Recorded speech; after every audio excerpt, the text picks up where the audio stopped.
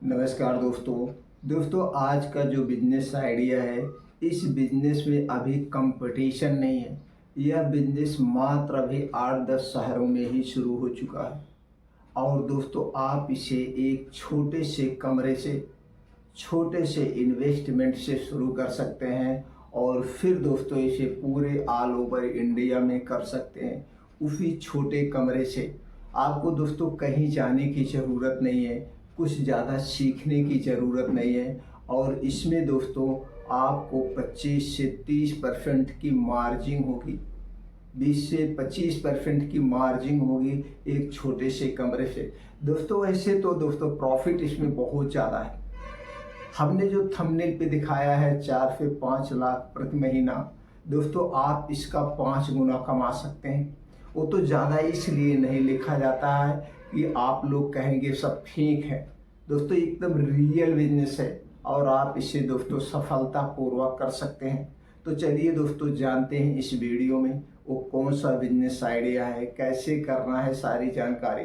तो दोस्तों सबसे पहले तो ये जान लीजिए, इस बिजनेस को सभी लोग कर सकते हैं। अगर आप एक स्टूडेंट हैं तो भी कर सकते हैं, पार्ट टाइम करना चाहते हैं तो भी कर सकते हैं।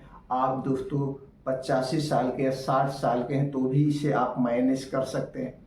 यानी आप अगर एक गर्ल्स हैं तो गर्ल्स भी इस बिजनेस को कर सकते हैं। हाउस वाइफ, कोई भी पढ़ा लिखा आदमी इस बिजनेस को दोस्तों आसानी से कर सकता है। तो चलिए दोस्तों जानते हुआ बिजनेस कौन है। एक दोस्तों छोटा सा आपको कमरा चाहिए, एक छोटा सा कमरा चाहिए। पहले एक एग्जाम्पल देते हैं तो कुछ तो आप इससे अंदाजा लगा लेंगे ये बिजनेस क्या है। एग्जाम्पल दोस्तों आज आप देख रहे हैं हमारी सुविधा के लिए क्या है, रैपिडो है, ओला है, उबर है, इसी तरह से बहुत सारे दोस्तों ये ट्रेवल्स एजेंसियां हैं। और दोस्तों बैठे कहाँ हैं वहीं से मैनेज होता है एक छोटे से ऐप से। तो दोस्तों जिसने भी इस बिजनेस को शुरू किया है वो कहीं पे भी बैठ के वहीं से मैनेज कर रहा है, अपनी टीम को मैनेज कर रहा है, अपने बिजनेस को मैनेज कर रहा है। और 25 से 30% का दोस्तों इसमें प्रॉफिट है। अगर सारे खर्चे हम निकाल भी देंगे तो भी 10 से 15% इसमें प्रॉफिट मिल रहा है। तो दोस्तों आसानी से किया जा रहा है। और दोस्तों यही जब से ये मतलब ये बाइक आ गई है या दोस्तों ये तमाम ट्रैवल एजेंसियां आ गई हैं, हमें तमाम सुविधाएं मिल गई हैं, कंपटीशन हो गया है। हमसे कोई नाजायज़ पैसा नहीं ले सकता है, कोई गाड़ी वाला, कोई टेम्पो वाला नहीं ले सकता है। हम दोस्तों ऐप को डाउनलोड करते हैं, वही ऐप से देख लेते हैं, जिसके सस्ता पड़ता उसी को हम कर लेते हैं। चाहे ओला हुआ, चाहे उबर हुआ, चाहे रैपिडो हुआ, चाहे जो हुआ, हम उसी को कर लेते हैं। तो दोस्तों इसी तरह का ये बिजनेस है। और दोस्तों ये बिजनेस क्या है, आज स्वास्थ्य क्षेत्र से संबंधित, यानी एम्बुलेंस सर्विस का बिजनेस आपको करना है। दोस्तों अभी किसी के घर में किसी को बीमारी हो जाती है तो हम जाते हैं दौड़ के जो गाड़ी है तय करने के लिए, तो वह मुंह मांगी रकम मांगते हैं। ऑटो वाले हैं तो ज़्यादा पैसा मांगते हैं, गाड़ी वाले हैं तो ज़्यादा पैसा मांगते हैं।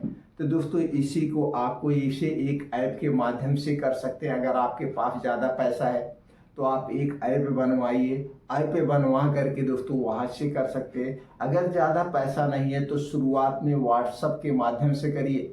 आज के समय में सब लोग व्हाट्सएप चलाते हैं, तो व्हाट्सएप के माध्यम से इस बिजनेस को कर सकते हैं। तो उसमें करना क्या है, एक छोटा सा कमरा लेना है। छोटे से कमरे पे एक कोई आप अपना नाम डाल दीजिए, ईजी एम्बुलेंस, आपके घर का एम्बुलेंस, अपना एम्बुलेंस, जो भी आपको समझ में आए इसी टाइप का एक दोस्तों उसका आप ऐप का नाम रखना पड़ेगा। या जिससे आप बिजनेस व्हाट्सएप बनाएंगे, एक नाम तो चाहिए ही भैया।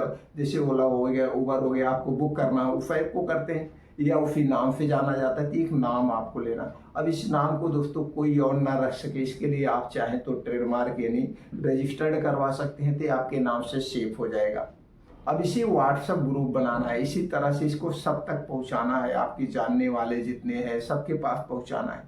अब आपको इसके लिए जो बिजनेस बड़े लेवल पे कर रहे हैं, तो दोस्तों कोई भी बिजनेस से बड़े लेवल पे किया जाता है तो आपको जीएसटी नंबर लेना पड़ता है। जीएसटी नंबर, तो आपको एक जीएसटी नंबर लेना पड़ेगा। GST number free of cost है, इसके लिए आपको कोई इन्वेस्टमेंट नहीं करना है। जन सुविधा केंद्र से आप ले सकते हैं या खुद अप्लाई कर सकते हैं। नहीं तो सबसे बेटर होगा दोस्तों फिल टैक्स में जो एडवोकेट होते हैं उनके माध्यम से आप जीएसटी नंबर ले लीजिए। अब शुरुआती तौर पे आपको 2 गाड़ियां रखना पड़ेगा, 2-3 गाड़ियां रखना पड़ेगा। जिस आप डिस्ट्रिक्ट से जिस दोस्तों शहर से आप शुरू कर रहे हैं आप शुरुआत में ले लीजिए। उसके बाद जैसे दोस्तों आपको गाड़ी खरीदने की ज़रूरत नहीं है, सब लोग अपनी गाड़ी आपके यहाँ लगा देंगे। ओला उबर में क्या होता है दोस्तों, आप अपनी गाड़ी भी लगा सकते हैं, सब लोग अपनी गाड़ियां लगाते हैं, उनके पास सारी अपनी खुद की गाड़ियां नहीं है, सिर्फ वो मैनेज करते हैं। तो यहाँ पे धीरे धीरे लोग आपसे जुड़ते जाएंगे। अभी शुरुआत में आप 2-4 गाड़ियां ले सकते हैं। तो एक गाड़ी जो एम्बुलेंस में होती है वैन टाइप की होती है, कितने की आती होगी, 5 लाख 6 लाख रुपए की।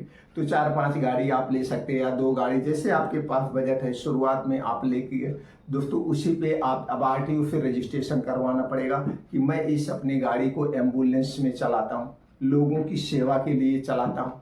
और दोस्तों एम्बुलेंस ऐसी सर्विस है, इस पर सरकार रोक टोक नहीं करती है। बस आप सारे कागजात मेंटेन रखिए, बस गाड़ी की मेंटेनेंस हमेशा बना के रखिए, क्योंकि आप दूसरे की जान बचाने जा रहे हैं। जब आपकी गाड़ी खचाड़ा हो जाए दोस्तों तुरंत हटा दीजिए। जब आपकी गाड़ी ही रास्ते में धोखा देगी, जान बचाने जाएगी, तो कहाँ से होगा। तो गाड़ी की मेंटेनेंस हमेशा चेक करते रहना चाहिए, इसी बात पे फोकस करना होगा। गाड़ी में कोई कमी नहीं होनी चाहिए। अब दोस्तों वही ऐप आप पहुंचाइए भैया, एम्बुलेंस की 24 घंटे सर्विस है। आपको कहीं जाना आना हुआ तो दोस्तों इसमें क्या होता है, जो रेट आपका ये टैक्सियाँ लेती हैं, जो ये ओला उबर जो रेट लेता है यही रेट आप लीजिए, इससे महंगा रेट मत लीजिए, यही सर्विस दीजिए, क्योंकि एक आप उपकार कर रहे हैं। और इसको धीरे धीरे आप एक एनजीओ के तहत रजिस्ट्रेशन करवा लेंगे तो कुछ लोगों को आप फ्री सर्विस दे दीजिए। फ्री सर्विस का मतलब जिसको गरीबी रेखा के नीचे हैं, जो असहाय हैं, उन्हें फिर भी सर्विस दे दीजिए। तो दोस्तों जब आप एनजीओ के अंतर्गत धीरे धीरे जब बड़े लेवल पे कर लेंगे, एनजीओ के अंतर्गत रजिस्ट्रेशन करवा लेंगे तो आपको टैक्स में भी छूट मिलेगी। उसके बाद दोस्तों बहुत सारे ऐसे दानी लोग हैं, अमीर लोग हैं, मतलब दयालु लोग हैं, वो एनजीओ में दान करते हैं, तो आपको वहाँ से भी पैसा मिल जाएगा जो गरीबों की सेवा में लगा रहे हैं। तो दोस्तों इस तरह से इस एम्बुलेंस सर्विस की शुरुआत कर सकते हैं। आप खुद देख लीजिए आपके शहर में कौन कर रहा है, अभी लगभग कोई नहीं कर रहा, बहुत कम लोग हैं। इसमें कंपटीशन अभी नाम मात्र का है, कंपटीशन अभी नाम मात्र का है। तो दोस्तों इसकी शुरुआत आप कर सकते हैं। स्टूडेंट हैं आप, अपने घर से बात करके तो भी मैनेज कर सकते हैं। जो अगर आप प्राइवेट मतलब कोई जॉब कर रहे हैं तो भी आप इसे कर सकते हैं। आप हाउस वाइफ है तो भी आप इस बिजनेस की शुरुआत कर सकते हैं। बस छोटे से कमरे से मैनेज करिए। जब दोस्तों व्हाट्सएप के माध्यम से आपका एक बड़ा ग्रुप बन जाए तब दोस्तों इसे बड़े लेवल पे कर लीजिए। आप एक ऐप बनवा लीजिए, ऐप डिजाइन कर लीजिए, फिर लोग ऐप को डाउनलोड करेंगे, वहां से आपको बुक कर लेंगे। तो धीरे धीरे इसमें सब अपनी गाड़ियां लगाते जाएंगे, सब अपनी गाड़ियां लगाते जाएंगे और इसे आपको मैनेज करना है। अब दोस्तों इसमें प्रॉफिट की बात करें तो 25 से 30% की प्रॉफिट कमीशन इसमें होता है। कोई भी गाड़ी लगाए 25 से 30% का कमीशन होता है। जैसे मान लीजिए आपकी गाड़ी 2000 में बुक हो रही है तो 2000 का 25% 500 रुपये आपका हुआ, 1500 रुपये जिस गाड़ी जिसने लगाया है 1500 रुपये उसका होता है। अब इस 500 रुपये में आपके जो व्हाट्सएप मैनेज कर रहे हैं, जो आपके कुछ कर्मचारी हैं मैनेज कर रहे हैं, ये सारे खर्चे आप निकाल दीजिए। 15% इधर निकाल दीजिए, 10% आपका सेव बच रहा है। 10% आपको इसी मैनेज के लिए बच रहा है जो आप इसे मैनेज कर रहे हैं, आप इसके हॉनर हैं। तो दोस्तों 10% आपको आसानी से बचेगा 15% खर्चे निकालने के बाद।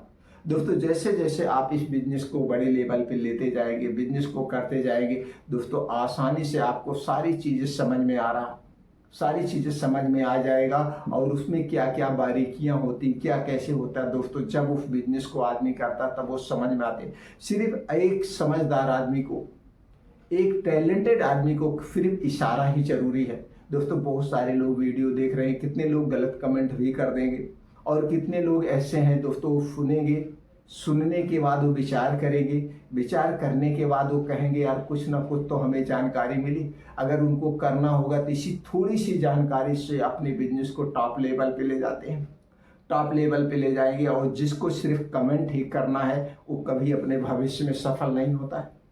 दोस्तों एक समझदार आदमी, एक ज्ञानी आदमी, एक विद्वान आदमी सिर्फ दूसरे को बातों को ध्यान से सुनता है, सुनने के बाद जो उसके ज्ञान को होता है ग्रहण करता है, जो निरर्थक बातें होती है उसे अवॉइड कर देता है, लेकिन दोस्तों वह टीका टिप्पणी नहीं करता है। तो दोस्तों हमारी जो भी जानकारी आपसे शेयर की है, आपको इससे क्या ज्ञान प्राप्त हुआ हमें कमेंट सेक्शन में ज़रूर बताइएगा। दोस्तों अगर आपको ये बिजनेस आइडिया अच्छा लगे तो आप ट्राई कर सकते हैं, या आप अपने यार दोस्तों के साथ शेयर कर सकते हैं, वो भी ट्राई कर सकते हैं। फिर मिलते हैं अगले वीडियो में।